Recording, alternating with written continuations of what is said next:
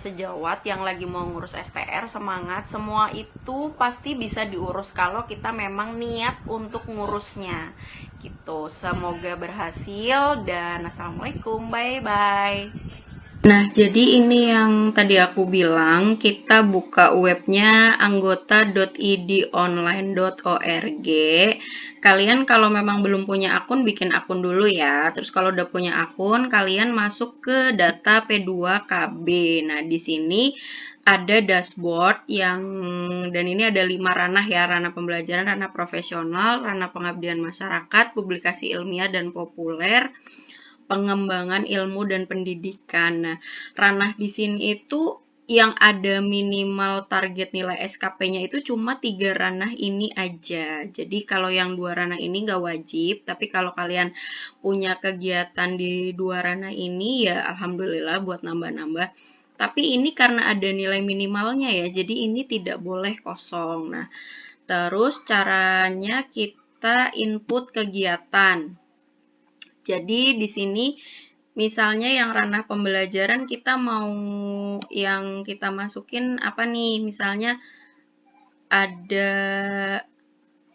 sini kan banyak ya kegiatannya ya.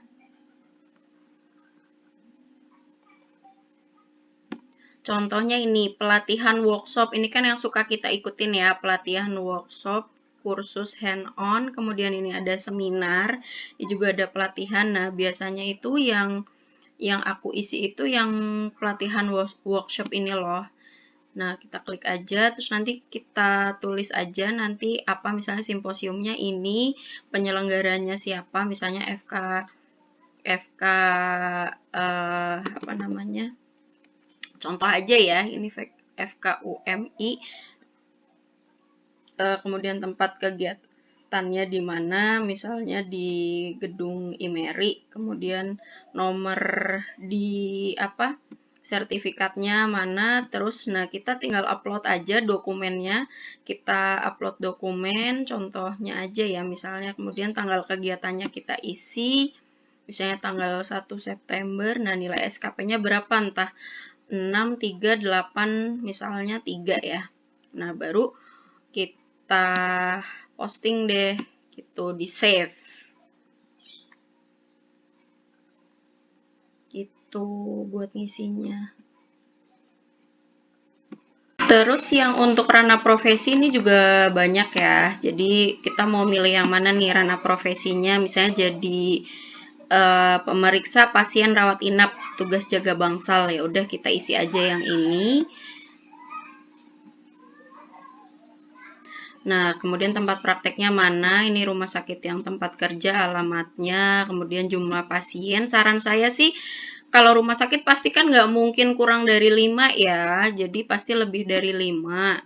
Kemudian dokumen buktinya yang diupload itu adalah data surat keterangan dari rumah sakit bahwa di dalam selama kita berpraktek kita sudah untuk pasien rawat inap yang kita tanganin ada berapa pasien. Cukup itu aja yang di upload di sini, ada kop rumah sakit, kemudian ada jumlah pasien dan ada tanda tangannya dari direktur.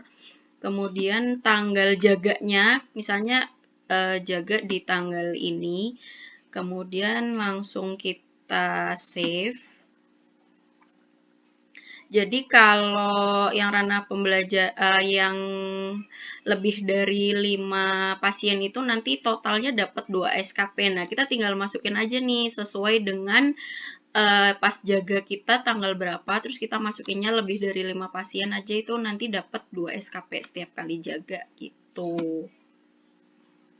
Kemudian untuk ranah pengabdian masyarakat, jadi yang untuk ranah pengabdian masyarakat itu kemarin sih ini ada macam-macam ya, bisa memberikan penyuluhan, kemudian menjadi pengurus ID juga bisa, relawan bencana juga bisa. Jadi yang kemarin ini juga ada, wah ini juga ada ya, pengabdian masyarakat terkait wabah COVID, ternyata ini juga ada nilai SKP-nya guys, gitu.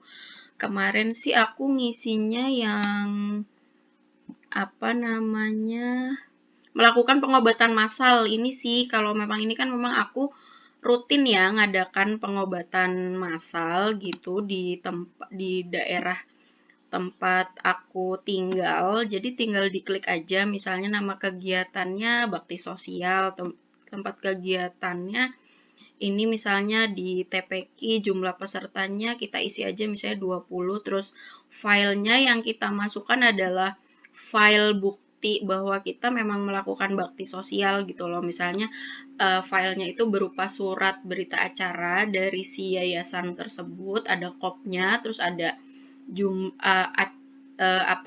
nama kegiatannya apa, tanggal berapa, terus berapa pesertanya. Kemudian tanggalnya juga kita masukkan di sini, misalnya ini. Terus kita save.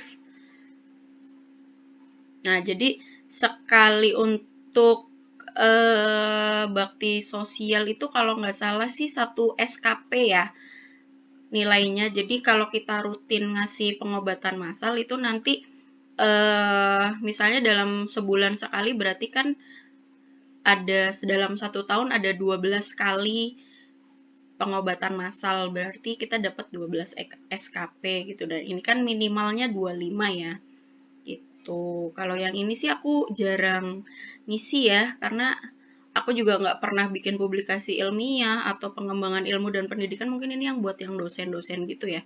Nah, nanti mereka yang di web ini itu akan merangkum gitu loh hasil SKP-nya ada berapa, misalnya ini rangkumannya, terus dashboardnya itu ini. Nah, misalnya kita sudah totalnya 250, nanti di sini jumlahnya 250. Nah, di sini juga ada diagramnya gitu. Nah, ini nanti lembar inilah yang akan di print out dan kita lampirkan sebagai persyaratan di ID cabang gitu loh untuk perpanjang STR. Nah, setelah kita terbit serkomnya, nah serkom itu yang akan kita upload di KKI gitu loh. Jadi kita buka aja webnya registrasi.kki.go.id, kemudian tampilannya seperti ini.